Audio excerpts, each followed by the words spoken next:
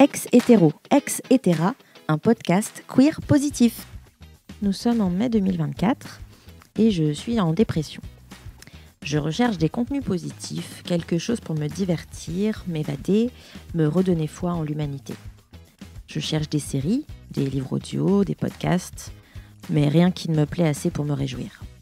Ah oui, et je suis queer, j'ai 36 ans, je suis une personne grosse, pansexuelle, demisexuelle et panromantique. Et je suis aussi handicapée par la fibromyalgie. Depuis plusieurs mois, je m'investis dans une asso LGBTQIA+ de ma région et j'ai eu la chance de prendre la parole quelques minutes sur une radio locale. Et j'ai adoré l'expérience. Vous voyez où je veux en venir. Si ça n'existe pas, c'est que je dois le faire. Après quelques bières avec un copain, je prends ma décision, c'est parti, je lance un podcast. Ici, ma ligne directrice, c'est un format d'interview de personnes queer qui nous racontent des histoires positives. Parce que oui, bordel, on peut être queer et être heureux ou heureuse. Pour les nouveaux et nouvelles, déjà, bienvenue.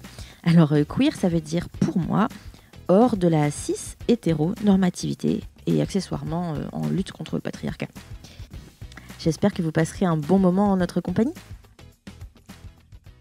Bienvenue dans le podcast Ex-hétéro, etc. Aujourd'hui, je reçois la personne que m'a recommandée Lisa. Et bienvenue Mia. Merci beaucoup, Pauline. Un plaisir d'être là. Trop cool, merci d'être là.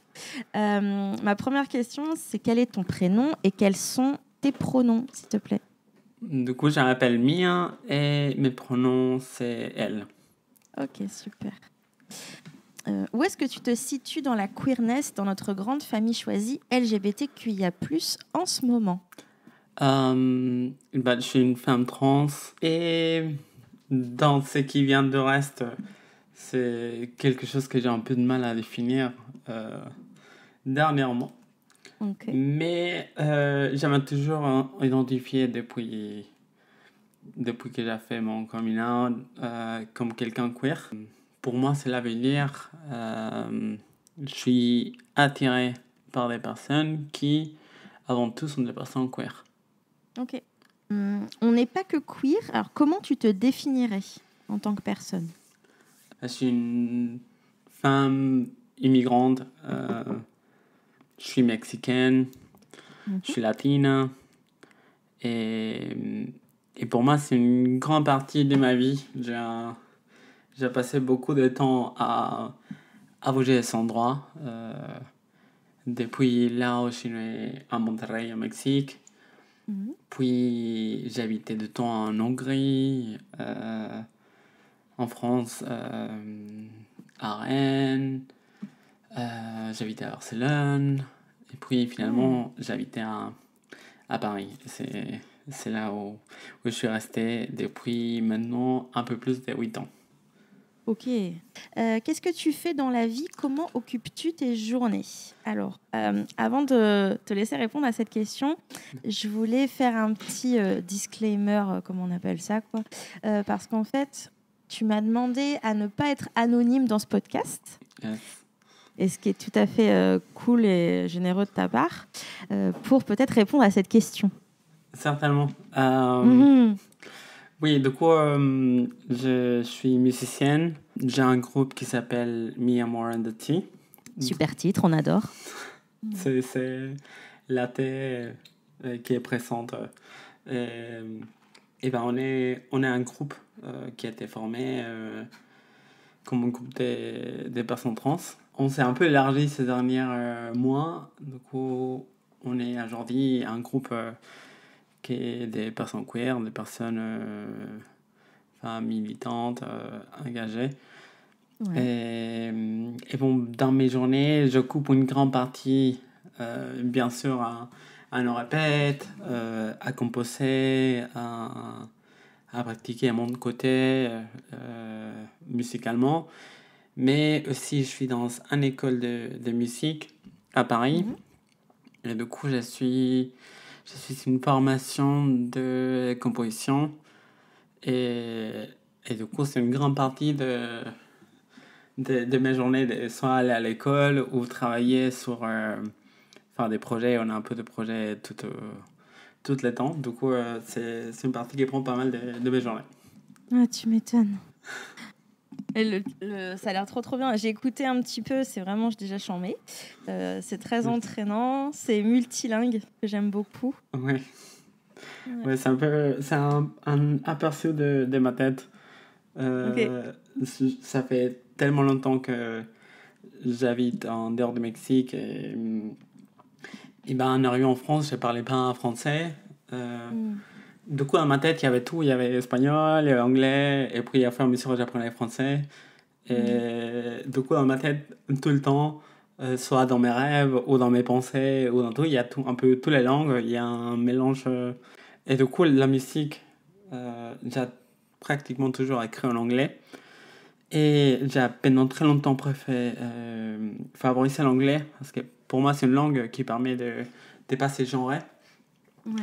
Et du coup, pendant une grande partie après faire mon coming out à certaines personnes, etc., au point où je ne l'avais pas encore fait, j'ai favorisé l'anglais parce que ça me permettait de vivre ma vie sans avoir à mégenrer. C'est très très juste. Quelles sont tes passions et tu te ressources comment en dehors de la musique? Oui, j'aime beaucoup la cuisine. Ouais. J'ai fait mon mieux pour faire de la cuisine mexicaine adaptée à un régime vegan. Est-ce que tu es vegan? Je suis vegan depuis cette année et végétarien depuis 2 ans. Du coup, la nourriture mexicaine pour moi, c'est une partie hyper importante en pensant à mon enfance ou pour me ramener un peu à ces soudeurs, à ces mémoires en mangeant dans l'enfance. Et du coup, pour moi, arriver à répliquer ces goûts, mais pas que, aussi les textures et tout ce qu'on fait avec des produits végétaux. Moi, je trouve ça extraordinaire. Arriver à... Enfin, déjà, en soi, tout ce qui est nourriture mexicaine, c'est vraiment dans les piments, dans la sauce. Oui. Et du coup, on va avoir des piments de chile ancho, chile guajillo, habanero. Et c'est à travers ces piments et les mélanges avec des autres épices qu'on va arriver à faire vraiment la sauce. Et puis, les véhicules qu'on utilise pour manger cette sauce, là, ça peut être plein de choses comme du fruit de Jacques qui a une texture incroyable, des champignons et plein d'éléments comme ça qu'on peut, en fur et à mesure en testant, arriver vraiment à répliquer des plats traditionnels mexicains que je n'ai tout le temps envie. Du coup, c'est parfait. Et ça, c'est une partie que moi, j'adore. Aussi, ça dépend des moments de ma vie. Mais en ce moment, et quelques années dans le passé, j'avais la possibilité d'avoir un espace où avoir des plantes. Un espace extérieur. Du coup, j'aime beaucoup faire pousser déjà aussi des piments, mais aussi des tomates, et faire pousser un peu aussi, je sais pas, de la coriandre, de la roquette. Et c'est des choses aussi que j'aime beaucoup. Il me donne beaucoup d'énergie et me laisse me concentrer sur quelque chose dans ce moment-là et prendre soin de quelque chose. Et dans l'instant présent, on dit beaucoup ça. Exactement. Sentir ces moments-là, j'aime beaucoup. Et finalement, je pense, dans ma fibre principale de mon être, je suis quelqu'un qui se ressource énormément à travers les gens. Oui. Du coup, moi, quand ça va pas ou quand j'ai l'impression de me recharger, moi, à la place de me reposer toute seule, moi, je vais aller chercher à voir des gens, à rigoler. C'est un peu ce qu'on fait au Mexique. On était avec des gens et on s'est marré pendant des heures. Et Et c'est un peu ce que je cherche naturellement pour me ressourcer. Pourrais-tu nous raconter ton coming in quand tu as compris ton identité de genre et ou ton orientation sexuelle? Je pense en soi, comprendre mon identité de genre, je pense que c'est quelque chose qui est toujours en cours. Ok. Euh, C'est pour ça que c'est intéressant de réfléchir à la question du en ce moment aussi, tu vois. oui. Ouais. Alors pour faire courte, oui. Oh, tu peux faire long, il n'y a pas de souci. Mais aujourd'hui, pour faire courte, oui, je m'identifie comme une femme trans. Mais je suis au courant que les gens ont une boîte de Pandora que on ouvre et on se pose plein de questions tout le temps. Et même, je pense que c'est quelque chose qui change en temps réel. Dès qu'on rentre dans un espace très masculin, par exemple, on va rentrer un 5 kebab, un falafel ou quoi, et là, c'est un espace assez masculin. Je pense que la façon dont mon expression des genres va venir va être différente qu'à un autre endroit. Plus dans mon coming, je pense dans mon enfance, j'avais compris qu'il y avait quelque chose de particulier. Je ne saurais pas mettre des mots à ce moment-là parce qu'il n'y avait aucune représentation. Je ne savais pas ce qu'était une personne trans. Même à l'époque, des personnes gays, il n'y avait pas beaucoup de représentation en dehors de ce qu'on voyait dans les médias qui souvent n'était pas positif. Et du coup, pour moi, il y avait cette notion de... Il y a quelque chose de particulier chez moi. Je sais pas ce que c'est, mais je pense que j'ai réussi à les cacher le reste de ma vie. Je pense que ça va aller. Et c'est beaucoup de ce que... dans les EP qu'on a enregistrés avec mon groupe, c'est beaucoup des premières chansons, ça vient de cette notion de réussir à cacher en ayant une certitude que je voulais quelque chose qui sortait des normes et qui sortait de ce qu'on attendait moi. Et j'ai un souvenir très très clair. Je pense c'était avec Queen, la chanson de I Want to Break Free. Et il y a Roger Taylor qui est en drag, Roger Taylor qui joue la batterie. Et j'en rappelle parce que Queen, moi j'étais en école religieuse, et du coup il n'y avait aucune acceptation de quoi que ce soit, mais il y avait du respect pour Queen quand même. Même moi je trouvais ça très, très intéressant parce que tous les staffs de l'école, des prêtres, des machins, de tout, ne respecteraient pas quelqu'un de gay, mais Queen, il y avait une admiration. Moi j'ai trouvé ça très, très intéressant. Mais du coup, dans les vidéos de Want to Break Free, il y a Two Queen qui est en drag. Et enfin, j'en rappelle, en l'ayant vu avec des potes, que beaucoup d'entre eux étaient mal à l'aise ou se moquaient. Mais moi, j'avais un crush pas possible avec Roger Taylor, qui est le collaboratrice. Et j'ai dit, comment... Qu'est-ce qui se passe à l'intérieur de moi, là? Ouais, qu'est-ce qui se passe? Je pense que c'est quelque chose qui m'est revenu il y a très peu. Okay. En voyant la vidéo, je la vois et je vois Roger Taylor et je me dis, c'était ça mon crush de mon adolescence en fait. Et je pense là il y a eu un grand déclic. Et puis... tu penses que c'était vers quel âge ça? Ça, je pense que j'ai dû avoir 15 ans, un truc comme ça. Mais bon, c'était déjà un moment de ma vie où j'ai expérimenté beaucoup avec les genres, plus dans mon intimité. Mais en dehors de ça, pas du tout. Et c'est quelque chose que j'ai pu vivre jusqu'à mes années 20 et quelques. Et je pense que c'était vers ces moments-là où il a commencé à avoir beaucoup plus de... Enfin, je sais pas si je vais dire d'acceptation, mais à moins beaucoup plus de visibilité. Laverne Cox, qui était dans la couverture, je ne me rappelle plus quel magasin c'était, mais dans un grand magasin. Qui est l'actrice dans Orange is the New Black. Exactement. Qui d'ailleurs aussi, en voyant Orange is the New Black, je me sentais identifié avec elle de certaine façon.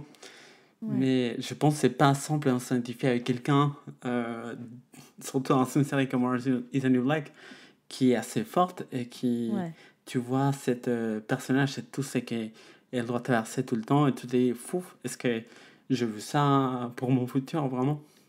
C'est exactement ce qu'on est en train de faire là, en fait, c'est on peut être queer et heureux et heureuse. Oui. Exactement ce qu'on est en train de faire là, en fait, c'est ce que j'essaye de construire doucement, c'est une base de données de représentation positive de personnes queer. J'adore Orange is the New Black, j'adore le personnage de Laverne Cox, mais c'est vrai que qu'est-ce qu'elle a souffert dans la série. Pas possible. Et tout le temps, elle passe le monde dans les grandes lignes de tout ce qu'elle a vécu, ces traitements hormonaux qui les sont élevés, un peu les grandes lignes de comment c'est vécu, cette coming out avec plein de des sentiments de culpabilité, etc. Mais aussi dans les micro-agressions de tous les jours. Du coup, c'est des petites choses qui en balance dans plein d'interactions avec elle et qui te disent, ouais, les taux de dessin tous les jours. Et bon, ça rappelle un peu il y a quelques années où j'avais à vivre ça un peu.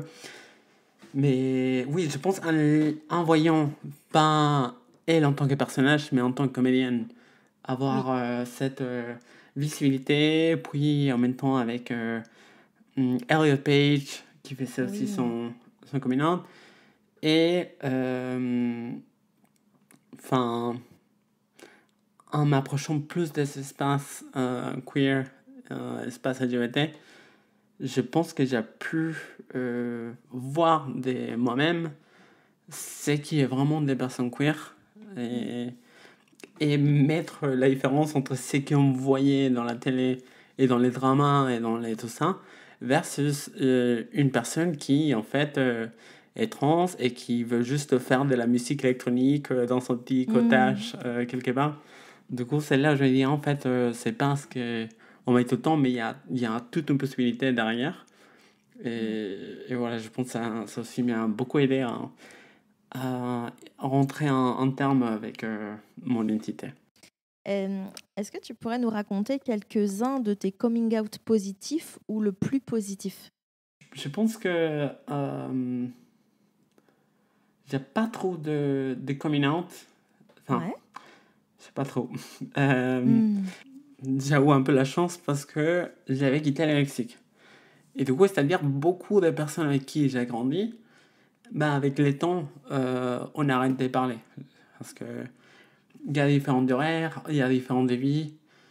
Et du coup, j'ai pas trop à faire venir avec des personnes qui ont eu dans toute ma vie et de dire en fait, je suis une femme trans, j'ai fait une transition. Mais c'était plus des amitiés d'un peu de plus court terme. Et que du coup, pour les coups, si ça se passait bien ou mal, ça venait pas avec le même poids. Et du coup, pour moi, c'était plus juste rentrer dans cet espace queer. Et du coup, il n'y avait pas besoin de faire un coming out parce que on était tout le monde des personnes queer. Et moi, notamment, j'avais beaucoup des amis trans. Et du coup, il n'y avait pas besoin de faire cette coming out. Est-ce que tu pourrais nous parler d'une relation amoureuse ou amicale positive? Comment cette personne te rend heureuse? Ma relation amoureuse avec ma partenaire, c'est quelque chose qui m'apporte énormément. Comment elle s'appelle? Elle s'appelle Candice. C'est Candice que j'ai rencontrée? Ouais. Oui. Et, et ben on est en couple polyamoureuse. Ok. Du coup, rentrer en syntonie avec quelqu'un de cette façon, c'est vraiment magique, ça porte énormément. Et ça donne une possibilité de se réinventer à chaque fois et de continuer à se découvrir. Je pense que aussi, surtout pour des personnes trans, on n'a peut-être pas eu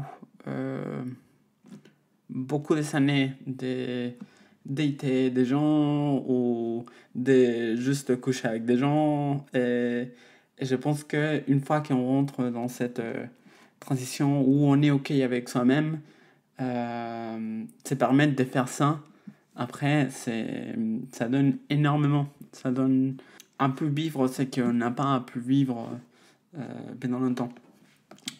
Du coup... Ça fait combien de temps que vous êtes en couple polia? 200, du coup, Ok. depuis les débuts de notre relation. Et... Ok, vous avez commencé en polia direct. Oui, Ok. j'étais ici en notre relation et puis j'ai rencontré Candice. Ok. Et comme elle, j'ai quelques partenaires qui m'apportent énormément dans ma vie.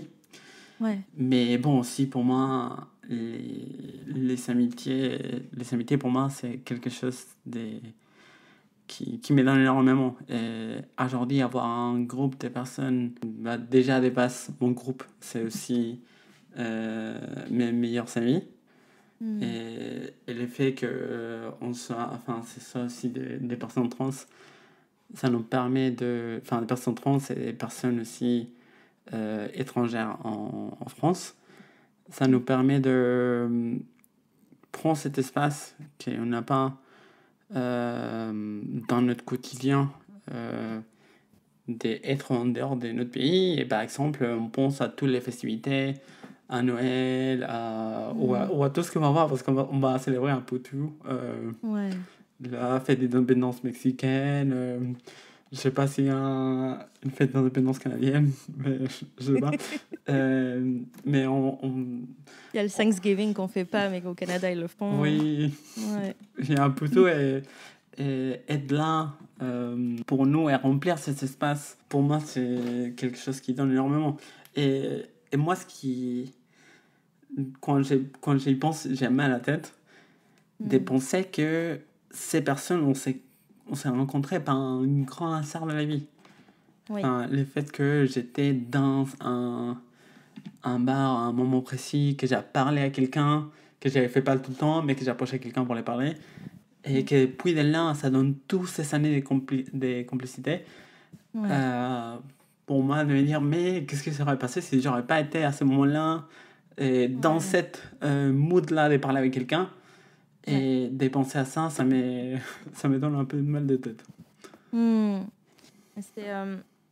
C'est hyper riche que tu parles de ça. En plus, aujourd'hui, on peut faire un petit aparté parce que ça a été un choix un peu compliqué pour toutes les deux de faire l'épisode aujourd'hui parce qu'on est le 17 juin 2024 et on est en pleine campagne des prochaines législatives et le climat actuel est très anxiogène, très difficile et pouvoir se dire qu'on allait parler de façon positive, c'est vrai que c'était un choix et c'était un vrai... comment dire ça ? Ouais, exactement. Un vrai challenge, c'est le mot que tu avais utilisé. Et là, quand tu parles de personnes immigrées, où vous remplissez l'espace des familles qui sont restées loin de vous et tout ça, c'est hyper riche. Et ouais, j'ai pas envie de... Je suis au bord des larmes, je veux pas pleurer, mais tu vois, c'est hyper riche. Et c'est pour ça qu'il faut se battre pour pas que le Rassemblement national passe. Et c'est pour que toutes ces belles histoires continuent, en fait. Oui, c'est... on a une grande partie pour laquelle j'ai quitté le Mexique. C'est... j'ai toujours voulu quelque chose d'autre, mais c'est clairement pas un espace où je pense que j'aurais pu faire ma transition. Je pense pas qu'aujourd'hui, j'aurais fait une transition si j'aurais resté là-bas. Je pense, aujourd'hui, je serai toujours soit dans les placards, soit en me testant moi-même, dans ça, ces choses. Mais j'ai pris le choix et j'ai dit, bon, je vais quitter ça pour aller vers une vie meilleure. Et du coup, je suis pas prête à laisser ça juste comme ça. Tu m'étonnes. Et en fait, on est tellement tous et toutes concernés par ça. Enfin, on a tous et toutes des histoires. Pourquoi on aime la France et pourquoi on a envie de rester en France et pourquoi on a envie de vivre nos vies en France, en fait. Ouais. As-tu une histoire en lien avec le monde du travail et avec ta queerness qui soit positive ? Oui,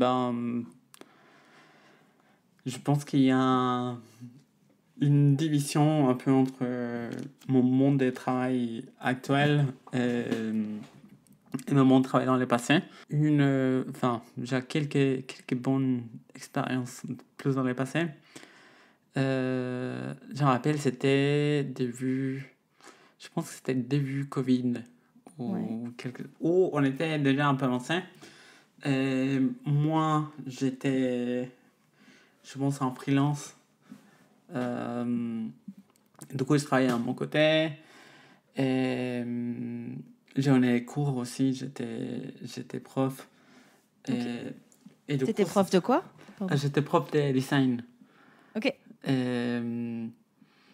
Et aussi, c'est quelque chose que, par exemple, vivant ma transition, j'ai dû faire ça jour à jour devant des étudiants.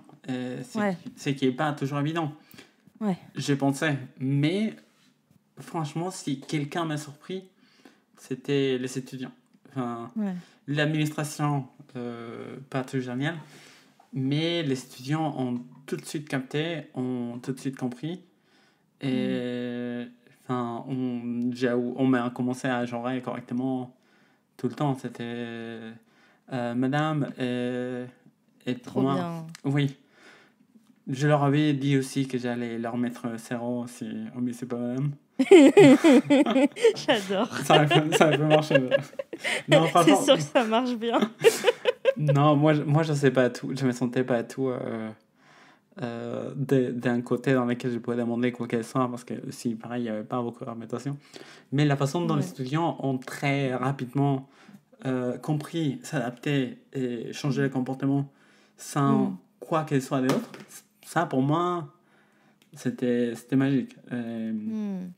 Puis après, aussi dans une boîte où j'ai pu commencer à travailler, c'est une agence où la CEO est lesbienne. Okay. Elle avait été ma prof dans le passé. Et puis, on est enseignés ensemble dans sa école. Et elle avait lancé sa boîte. Et du coup, elle m'avait engagé. Et j'ai dit, écoute, moi, j'ai fait une transition. Et j'étais dit maintenant parce qu'on travaille avec des clients tout le temps. Et je préfère j'avais aucune besoin de faire ça. Mais moi, pour me protéger moi-même, je préfère que tu saches, moi, je peux rester dans mon freelance ou quoi. Et elle était hyper accueillante. Elle me dit, mais en fait, moi, en tant que patronne, moi, ce que je veux, c'est que tu fasses ton travail dans tes meilleures conditions. Pour ce que je t'engageais, c'est pour tes qualités dans les design.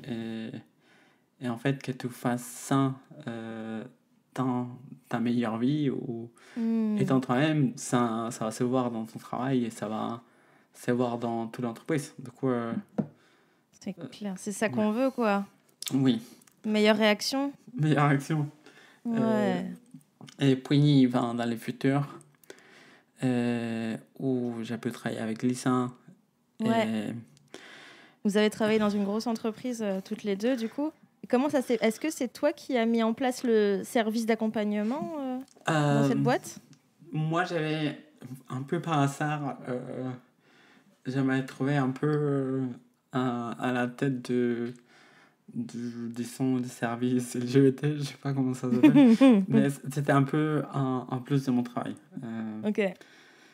Et rapidement, j'ai pu commencer à aider un peu parce que il n'y avait pas beaucoup de femmes trans. Il y avait beaucoup de choses qui étaient mises en place. Par exemple, il y avait cette guide de transition puis j'ai pu revoir de mon côté, le lire et voir qu'en fait, il y a beaucoup de choses qui sont clairement faites par des personnes cis.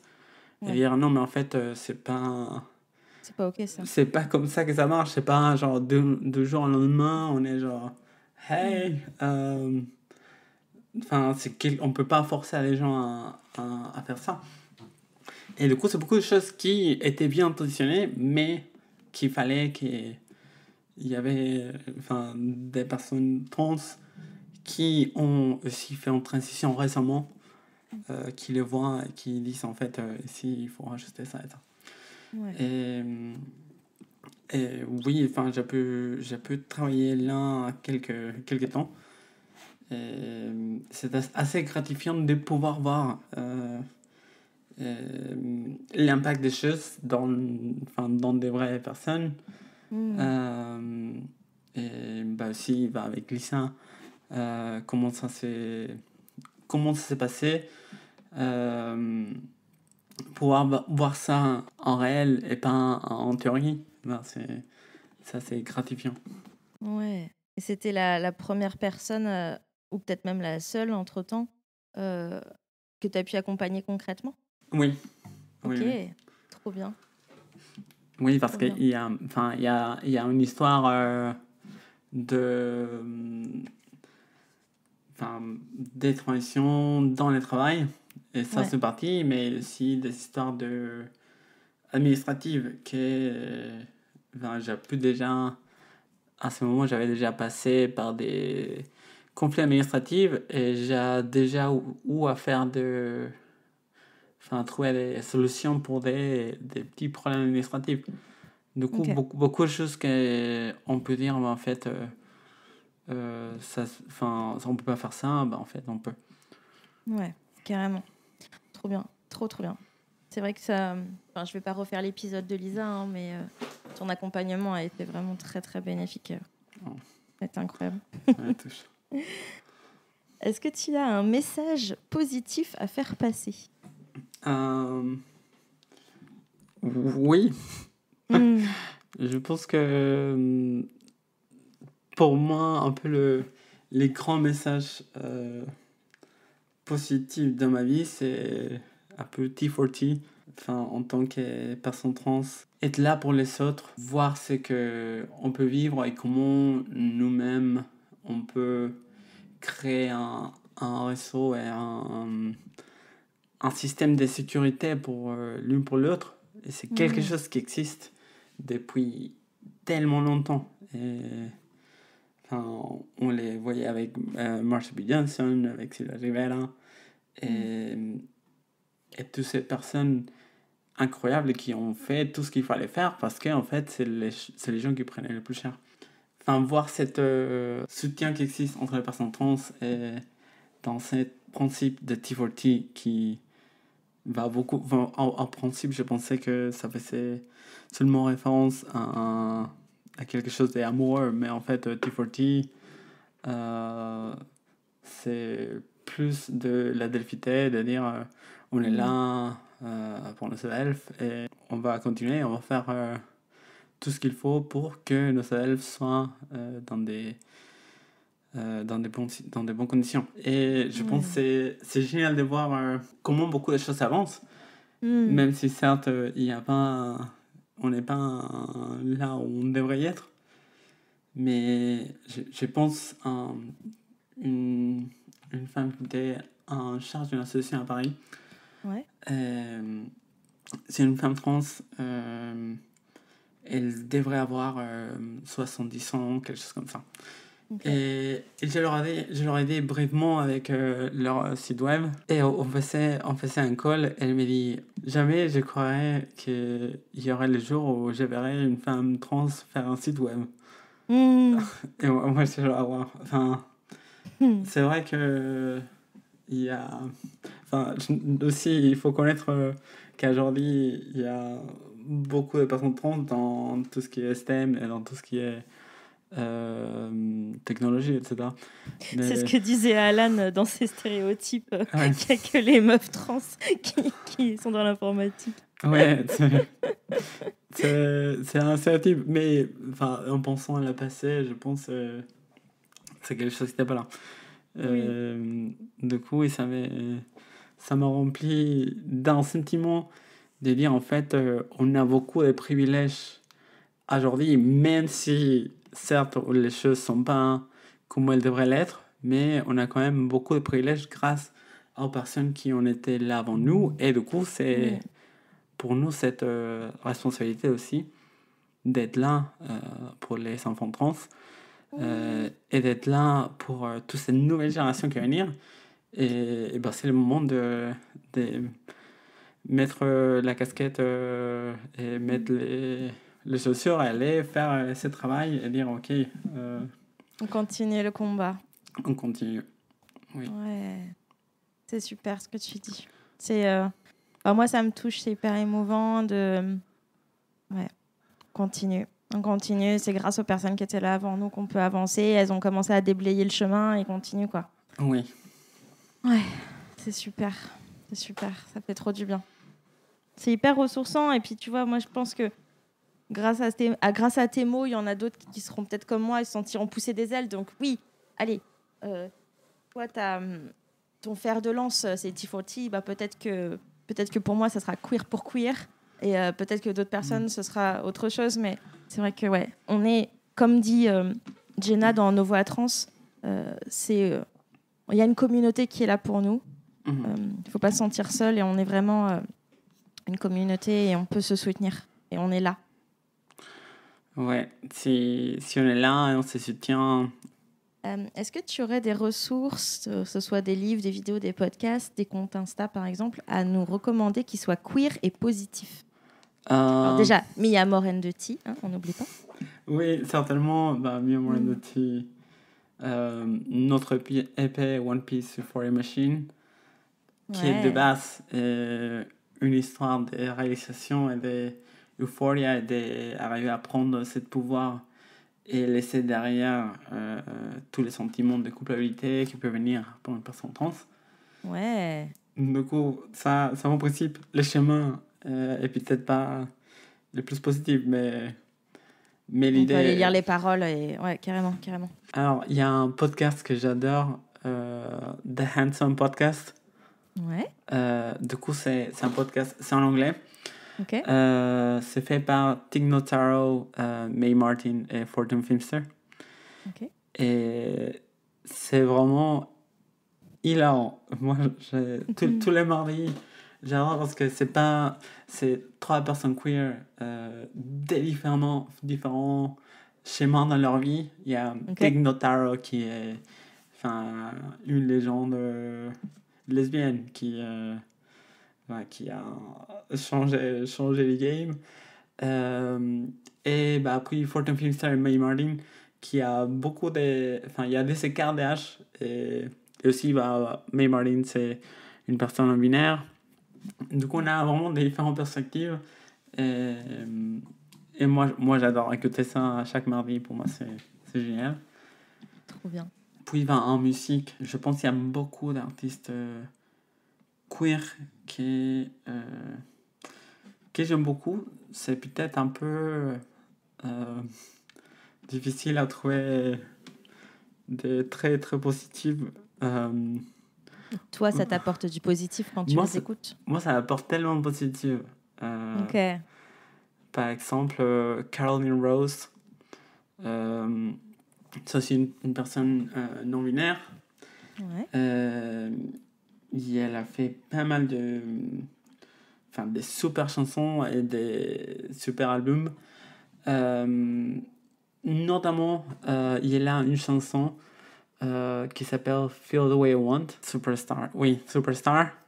Ouais. Et pour moi, Feel the Way I Want, c'est la chanson que chaque fois que je réussissais à faire un coming out, chaque fois je mettais cette chanson. Pour moi, après, c'était genre Feel the Way I Want. Et moi, je me disais, ah ouais, let's go. Et Ezra Furman? C'était une grande inspiration et ça donnait beaucoup de possibilités et d'avoir quelqu'un qui exprimait tant de sentiments que j'ai sentais moi-même et, et la voir elle chanter tout ça. Franchement, ça donnait la force. Ouais, Ezra Furman, elle a fait le soundtrack de Sex Education sur Netflix. Ouais, du coup, là, elle a un peu perché plus dans la popularité. Mais... Et en fait, Sex Education, on peut quand même dire que c'est quelque chose de queer positif quand même. Oui. Je pense qu'on est pas mal. Oui, je suis pas sûre si je suis au jour avec tous les saisons, mais j'ai rappelé l'avoir vu au moins la première. Et oui, c'était un peu dur, mais positif. Ouais. C'est quand même une super série queer positive que j'avais oubliée. Oui. Je suis tellement... c'est une phase qui est un peu compliquée en ce moment pour moi dans ma vie et du coup, je sais plus quoi regarder, je sais plus comment me renseigner de façon positive. Et c'est vrai que ça, j'ai tout regardé pour le coup, je suis à jour et c'est vraiment super, quoi. Ouais, c'est pas mal et voir tous les... Aussi, pareil, tellement de caractères qui, normalement, dans une autre série, ce seraient des personnages qui ont une seule facette, unidimensionnelle. Et ici, avoir tellement des personnages queer et voir toutes leurs dimensions, je trouve ça incroyable, même si ça vient avec toutes ces fragilités et des choses qui peuvent être un peu difficiles à voir, mais je pense que souvent, il y a des leçons à apprendre dans chacun de ces caractères et on peut très bien s'identifier dans plusieurs personnages. Carrément, il y a un vrai travail d'écriture sur des personnages très complexes, je suis d'accord. Ouais, hyper intéressant. Est-ce que tu aurais un ou une prochaine invitée à me recommander ? Mince. Celle-là, je m'avais laissé la tâche de trouver quelqu'un. Il n'y a pas de souci. Margot, elle nous a dit qu'elle était intéressée par faire parler quelqu'un d'une situation en polyamour. Donc, je suis très contente parce que tu vas être une double recommandation. Tu es la recommandation de Lisa, mais aussi une recommandation de Margot sans le savoir. Mais est-ce que peut-être tu aimerais entendre une situation plus qu'une personne ? Plus de personnes migrantes, racisées, je pense. Ouais, des personnes racisées, queer, c'est... encore une fois, c'est pas une personne qui est que ça, bien sûr. Mais effectivement, ce serait intéressant de faire parler cette personne. Ok. Margot qui m'a demandé de rajouter une dernière question. Du coup, est-ce que tu veux faire passer un merci à un ou une inconnue ? Une situation que tu as vécue avec quelqu'un que tu ne connaissais pas, peut-être une première rencontre ou quelqu'un que tu ne connaissais pas, que tu ne reverras jamais, et tu as une anecdote et tu as envie d'en parler. Oui. C'est pas tout à fait une inconnue, mais il y a plusieurs années, j'étais en mission dans une école et du coup, je devais faire des interviews à plein de personnes. Moi, c'était au début de ma transition sociale. Du coup, j'étais assez discrète avec ma présentation. C'était une présentation assez à genre 10 ans. Bien sûr, un peu comme tout le temps, on met genre et pas correctement. Moi, je sais rien dire. Du coup, j'étais dans cette cercle négatif. Mais du coup, j'ai interviewé une professeure et ça s'est super bien passé. Elle était géniale. Et puis après, on a une réunion avec tous les gens qui j'ai interviewé. Et bien sûr, les gens commencent à me genrer en masculin. Et du coup, elle intervient, elle fait c'est qu'elle veut. Et c'était un moment, enfin, c'était la première fois pour moi que quelqu'un faisait ça. Et moi, ça m'a tellement touché de voir ça en action. Après, j'ai eu beaucoup l'occasion des gens qui font ça. Mais cette première fois, pour moi, ça m'a donné beaucoup de courage. Et aussi, ça vient me parler un peu de l'importance des alliés 6 pour les personnes trans.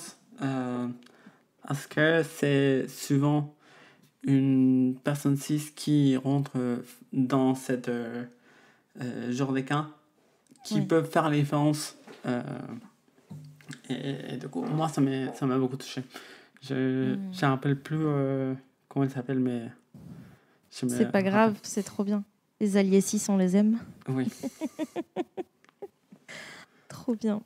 Je te remercie beaucoup, Mia, pour toutes ces belles paroles. C'est vraiment très, très précieux ce que tu nous as raconté. Je te remercie énormément. Merci beaucoup. J'envoie à tout le monde sur Mia More and the Tea.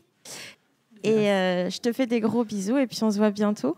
Yes, on se voit bientôt. Et merci encore pour l'invitation et pour l'initiative. Je pense que c'est quelque chose qu'il nous faut avoir des positives et avoir des expériences queer qui finissent bien. C'est ce qu'on n'a pas tous les jours. Du coup, merci à toi pour faire ça. Merci beaucoup, Mia.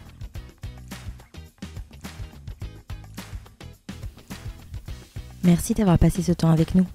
Le podcast Etc. n'a pas de rythme régulier. Vous pourrez me retrouver quand les planètes seront alignées en termes de météo, santé physique et mentale, dispo des invités et bien d'autres facteurs encore. Bonne nouvelle, je suis enfin sur Instagram. Vous pouvez me suivre sur etc. Je vous y partage les nouveaux podcasts et les recommandations. En bonus, des contenus queer et positifs trouvés ici ou là. Une boîte à idées virtuelle de contenus queer et positifs à picorer quand vous en avez besoin. Si Insta c'est pas trop votre truc, vous pouvez également m'envoyer toutes vos questions sur mon email en description podcast.etc@gmail.com. À bientôt j'espère.